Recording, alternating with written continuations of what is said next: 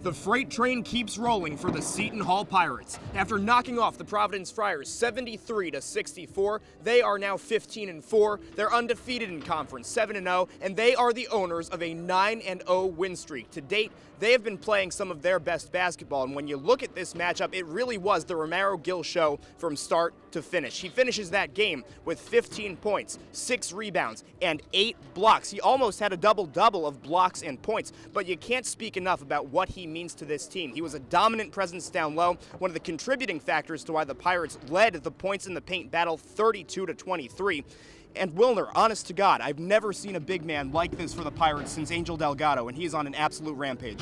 Yeah, I mean, when you look at the box score and you see that Romero is the leading scorer, it might scare you a little bit because you have Myles, Powell, Quincy McKnight, the likes of those players on your team. But the way that Romero-Gill has just been able to affect this team offensively and defensively is something that we haven't seen, like you said, ever since Angel Delgado. Just being able to attack that pick and roll, being able to really roll into the basket and get those dunks. He had one dunk that he just took flight looking like Superman, the way that he was able to jump from the baseline. I mean, just the way that he's been able to perfect his game offensively throughout conference play has been something that we need to credit Willard for. Romero-Gill taking flight, using the full entirety of his 7'5" wingspan to hammer one home from right of the paint.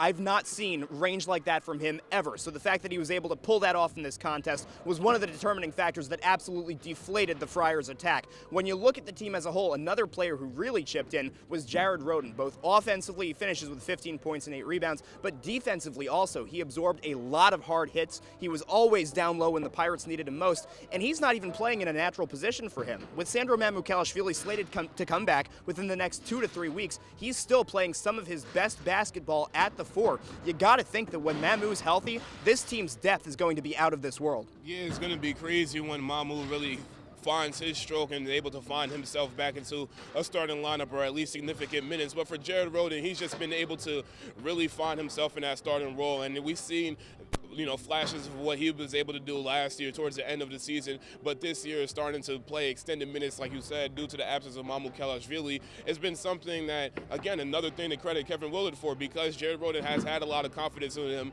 We've seen that he had the double-double in non-conference play and teetering that one today in conference play, so this definitely seeing him improve as a player. I'd say it's given me a lot more opportunity. I'm playing way more minutes now. I have a lot more opportunities on offense. The shots Sandro was getting, I'm kind of getting the opportunities there. So, it's been kind of cool just playing the 4 and kind of learning it and getting opportunity. It was definitely kind of crazy. I'd say, playing the 3 and then coming to play the 4 it's a lot of adjustment. But I've kind of took the time, spent extra time outside of practice, learning plays and learning defensive strategies. So I've done pretty well with it, I'd say. How's it going to be?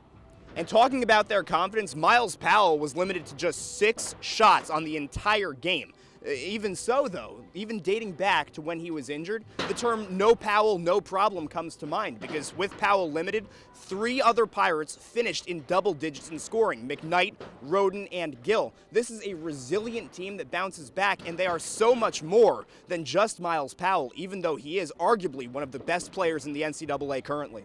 You got to look at his injury as honestly a blessing in disguise. Seton Hall had to really figure out how to play without him, and with the senior leadership on this team, like Quincy McKnight, the way that he was able to perform in the absence of Myles Powell as well as Myles Cale, Rhoden, they were able to step up without him. So once you insert, one of the best players in NCAA basketball, it's like a piece of cake for them. And again, Seton Hall, like you said, the confidence that they're able to figure out how to play without Myles Powell when he has an off game like he had today, other players stepping up with his absence offensively as well as defensively. I'm very proud of my guys of how they picked up the slack that I couldn't pick up today.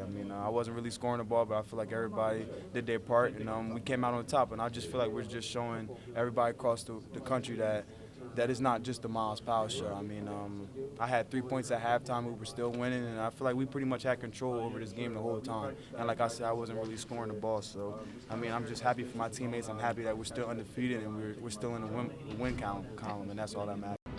And as the lights dim here at Prudential Center, next up, the Pirates are slated to host DePaul for the final time this season here at The Rock, and we'll see if they can make it a continued perfect 8-0 in conference. For Wilnir Louis, I'm Bob Towey for Pirate Television.